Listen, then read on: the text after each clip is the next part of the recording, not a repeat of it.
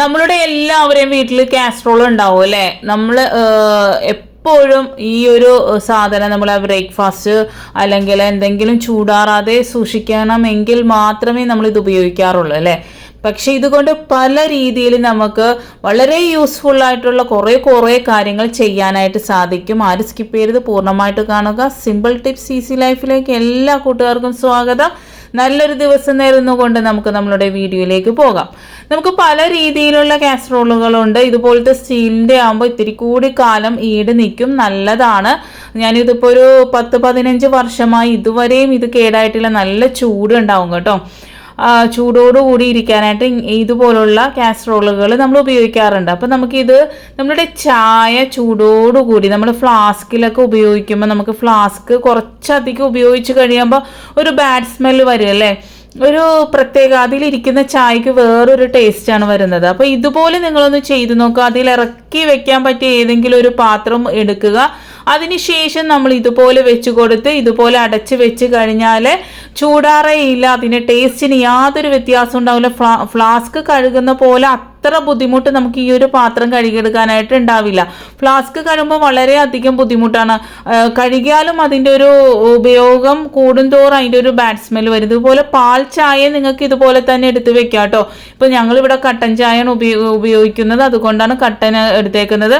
നമുക്ക് ആവശ്യമുള്ളപ്പോൾ ഇതുപോലെ ഒഴിച്ച് നമുക്ക് ഉപയോഗിക്കാൻ പറ്റും കേട്ടോ. നിങ്ങളൊന്ന് ചെയ്ത് നോക്കാം. അടുത്തായിട്ട് നമ്മൾ ഇത് എപ്പോഴും നമ്മൾ ഉപയോഗിച്ച് കഴിയുമ്പോൾ നമുക്കൊരു ബാഡ് സ്മെല്ല് വരും അല്ലേ?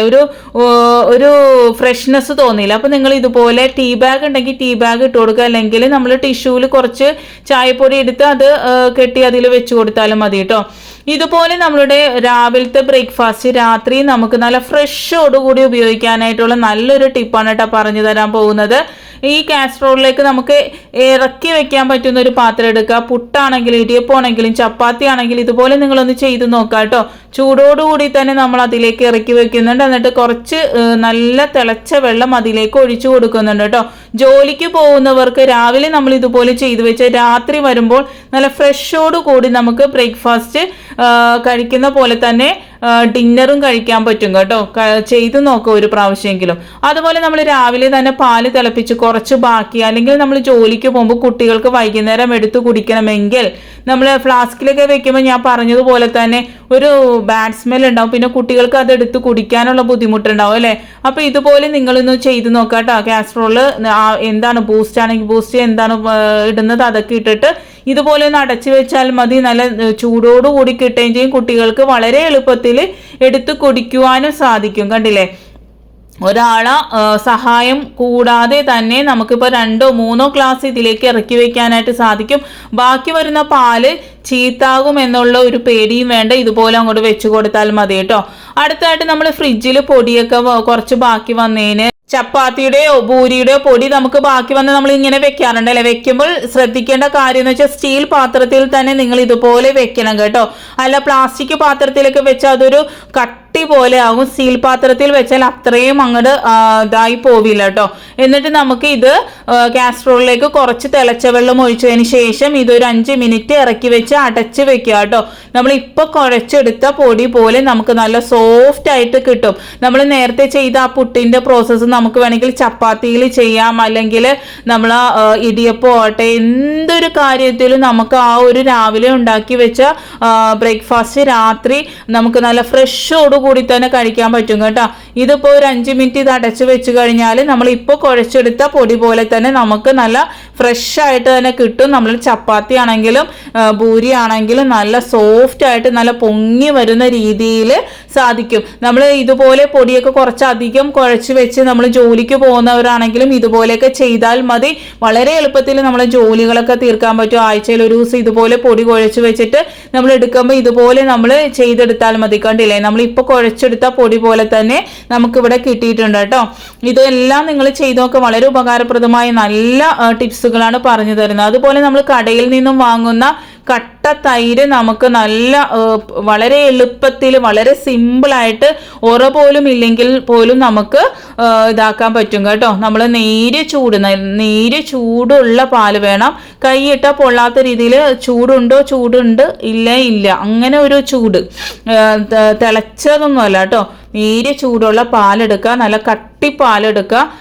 മറ്റേ നമ്മൾ ഫാറ്റ് ഇല്ലാത്ത പാലൊന്നുമല്ല, നല്ല കട്ടി പാലെടുത്തതിന് ശേഷം നമ്മളുടെ പച്ചമുളകിൻ്റെ തണ്ട് ഇട്ട് കൊടുക്കുന്നുണ്ട്. വേണമെങ്കിൽ നിങ്ങൾക്ക് ഉറയിച്ച് കൊടുക്കാം. അതിനുശേഷം നമ്മൾ ഇതൊന്ന് അടച്ചു വെച്ച് രാത്രി അടച്ചു വെച്ച് രാവിലെ എടുത്ത് നോക്കുമ്പോൾ നല്ല കട്ട തൈര്, ഒരു തരി ഇതില്ലാത്ത നല്ല കട്ട തൈര് കിട്ടാനായിട്ട് ഹെൽപ്പ് ചെയ്യും കേട്ടോ. നമ്മൾ കടയിൽ നിന്നൊന്നും വാങ്ങേണ്ട കാര്യമേ ഇല്ല. ഇത് രാത്രി കിടക്കുമ്പോൾ ഇതുപോലെ ഒന്ന് ചെയ്ത് വെച്ചാൽ മതി. ഇതിൻ്റെ ഉള്ളിലേക്ക് ഇറക്കി വെക്കണം, അത്രയേ ഉള്ളൂ കേട്ടോ. രാവിലെ എഴുന്നേൽക്കുമ്പോൾ നല്ല കട്ട തൈര് കിട്ടും കേട്ടോ. പുളി പോലും ഇല്ലാത്ത നല്ല ടേസ്റ്റി ആയിട്ടുള്ള തൈര്. ഇനി നമുക്ക് ഏതൊരു പഴവർഗ്ഗങ്ങളും പെട്ടെന്ന് നമുക്ക് പഴുപ്പിച്ചെടുക്കാനായിട്ട് സാധിക്കും കേട്ടോ. പഴമാകട്ടെ, പേരയ്ക്ക ആകട്ടെ, നമ്മളുടെ സപ്പോട്ട ആകട്ടെ, ഏതൊരു ഫ്രൂട്ട് ആണെങ്കിലും നമ്മളിപ്പോൾ വീട്ടിൽ നിന്ന് പറിക്കുന്ന മാങ്ങയാകട്ടെ, ഏതാണെങ്കിലും നമുക്ക് പെട്ടെന്ന് പഴുപ്പിച്ചെടുക്കാൻ ഈ ഒരു സൂത്രം ചെയ്ത് നോക്കാം കേട്ടോ. ഇതിപ്പോൾ നല്ല പഴുത്തത് മാത്രമേ ഇവിടെ പഴം പൊരിക്കുമ്പോൾ നല്ല പഴുത്തിരിക്കണം, എന്നാൽ മാത്രമേ ഇവിടെ ഇഷ്ടമുള്ളൂ. അപ്പോൾ ഇത് നേരിയ പഴുപ്പുള്ളൂ. നമുക്കപ്പം ഇതൊരു രാവിലെ നമ്മൾ ചെയ്ത് വൈകുന്നേരം ആകുമ്പോഴത്തേക്ക് നല്ല പഴുത്ത് കിട്ടും കേട്ടോ. ഈ ഒരു പഴം ഇതുപോലെ ഏതെങ്കിലും ഒരു പുക നമുക്ക് വേണമെങ്കിൽ നമ്മളുടെ കരി എടുത്തിട്ട് അതിൽ ഒന്ന് കത്തിച്ചിട്ട് നേരിയ പുക എന്തെങ്കിലും കൊണ്ട് നമ്മൾ അടച്ചു വെക്കുക. അതിനുശേഷം നമ്മൾ വൈകുന്നേരം തുറന്നു നോക്കുമ്പോൾ നല്ല രീതിയിൽ തന്നെ പഴുത്ത് കിട്ടും. അതുപോലെ തന്നെ മാങ്ങ എന്തും നിങ്ങൾക്ക് ഇതുപോലെ പഴുപ്പിച്ചെടുക്കാനായിട്ട് സാധിക്കും കേട്ടോ. ഈസ്റ്റ് ഇടാതെ അതുപോലെ തന്നെ പുളിമാവും ഒന്നും ഇടാതെ തന്നെ നല്ല കിടിലൻ ദോശ നമുക്ക് ചെയ്തെടുക്കാനായിട്ട് സാധിക്കും. അതിനാദ്യമായിട്ട് ഈ ഒരു കാസറോൾ എടുത്തിട്ടുണ്ട്. അതിലേക്ക് ഇതിപ്പോൾ നമ്മൾ എന്താ പറയുക 2 മണിക്കൂർ കൊണ്ടുണ്ടാക്കുന്ന ദോശയാണ് കേട്ടോ. 2 മണിക്കൂർ നമ്മൾ ഇത് വെച്ചാൽ മതി. 1.5 കപ്പ് പച്ചരി എടുത്തിട്ടുണ്ട്, 3/4 കപ്പ് നമ്മളുടെ ഉഴുന്നെടുത്തിട്ടുണ്ട്. അതിനുശേഷം നല്ല രീതിയിൽ ഇത് കഴുകിയെടുക്കുക കേട്ടോ. ഈ അളവൊക്കെ നിങ്ങൾക്ക് പറഞ്ഞു തരുന്നത് നല്ല പെർഫെക്റ്റ് ആയിട്ടുള്ള ദോശ കിട്ടുവാൻ വേണ്ടിയാണ്. നല്ല രീതിയിൽ കഴുകി എടുത്തതിന് ശേഷം ഒരു 10 നമ്മളുടെ ഉലുവ നിങ്ങൾക്ക് വേണമെങ്കിൽ ഇട്ടാൽ മതി, എന്നാൽ മാത്രമേ ആ ഒരു പെർഫെക്റ്റ് ആയിട്ടുള്ള ദോശ കിട്ടുള്ളൂ. ഉലുവ ഇട്ടെന്ന് വെച്ചാൽ അതിൽ യാതൊരു ടേസ്റ്റ് വ്യത്യാസം ഉണ്ടാവില്ല കേട്ടോ. നേരിയ ചൂടുവെള്ളം, തിളച്ച വെള്ളമൊന്നുമല്ല, നേരിയ ചൂടുവെള്ളം ഇട്ട് കൊടുക്കുക. ഇത് നമ്മളൊന്ന് 1 മണിക്കൂർ കുതിർത്താനായിട്ട് വെക്കുന്നുണ്ട്. അപ്പം നമ്മൾ ദോശയ്ക്ക് ഇടാനായിട്ട് മറന്നു പോയിട്ടുണ്ടെങ്കിൽ കാസറോളിൽ ഇതുപോലെ ചൂടുവെള്ളം ഒഴിച്ച് വെച്ച് കഴിഞ്ഞാൽ 1 മണിക്കൂർ കൊണ്ട് നിങ്ങൾക്ക് ഈ ഒരു അരിയും ഉഴുന്നും ഒക്കെ കുതിർന്ന് കിട്ടും കേട്ടോ. കണ്ടില്ലേ, നല്ല രീതിയിൽ തന്നെ കുതിർന്ന് കിട്ടിയിട്ടുണ്ട്. ഞാൻ ഈ ഒരു വെള്ളം തന്നെയാണ് ഈ അരച്ചെടുക്കാനായിട്ട് ഉപയോഗിക്കുന്നത് കേട്ടോ. വേറെ വെള്ളമൊന്നും എക്സ്ട്രാ ചേർക്കുന്നില്ല, ഈ ഒരു വെള്ളം തന്നെയാണ് ചേർക്കുന്നത്. അതിലേക്ക് ഒരു 1.5 ടീസ്പൂൺ നമ്മളുടെ ചോറ് ചേർത്ത് കൊടുത്തിട്ട് നല്ല രീതിയിൽ അരച്ചെടുക്കുന്നുണ്ട്. എന്നിട്ട് കൈ കൊണ്ട് ഇതുപോലെ നല്ലതുപോലെ മിക്സ് ചെയ്യാം കേട്ടോ. നമ്മളിവിടെ ഈസ്റ്റോ അതുപോലെ ബേക്കിംഗ് പൗഡറോ ഒന്നും നമ്മൾ ഉപയോഗിക്കുന്നില്ല. കൈ കൊണ്ട് നല്ലതുപോലെ മിക്സ് ചെയ്തെടുക്കുക. അതാണ് നമ്മളുടെ ഈ ഒരു മാവ് പൊങ്ങി വരാനായിട്ട് സഹായിക്കുന്നത്. 2 മണിക്കൂർ കഴിഞ്ഞപ്പോഴത്തേക്കും കണ്ടില്ലേ, ഇത് നല്ല രീതിയിൽ തന്നെ നല്ല എന്താ പറയുക ബണ്ണ് പോലെ, എന്താ പൊങ്ങ് പോലെ എന്നൊക്കെ പറയില്ല, അതുപോലെ പൊങ്ങി വന്നിട്ടുണ്ട്. ഇതിൽ ഈസ്റ്റോ ഒന്നും നമ്മൾ ഉപയോഗിക്കാതെ തന്നെ 2 മണിക്കൂർ കൊണ്ട് നമ്മളിത് ആകെ ടോട്ടൽ 3 മണിക്കൂർ എടുത്തേക്കുന്നത്. നമ്മളുടെ പച്ചരിയും ഉഴുന്ന് കുതിർന്ന് വരാൻ 1 മണിക്കൂർ, ഇത് പൊങ്ങി വരാനായിട്ട് ഒരു 2 മണിക്കൂർ, അങ്ങനെ 3 മണിക്കൂറാണ് നമ്മൾ എടുത്തേക്കുന്നത്. ഇപ്പം നമുക്ക് വൈകുന്നേരം ദോശ കഴിക്കണമെന്നുള്ളവർ വൈകുന്നേരം ഇതുപോലെ ഒന്ന് രാത്രി കിടക്കുമ്പോൾ ദോശ കഴിക്കണമെന്നുള്ളവർ ഇതുപോലെ ചെയ്തെടുത്താൽ മതി. എല്ലാ ടിപ്സും ചെയ്ത് നോക്കുക. Thanks for watching. Next time നല്ലൊരു വീഡിയോയുമായി വരാം.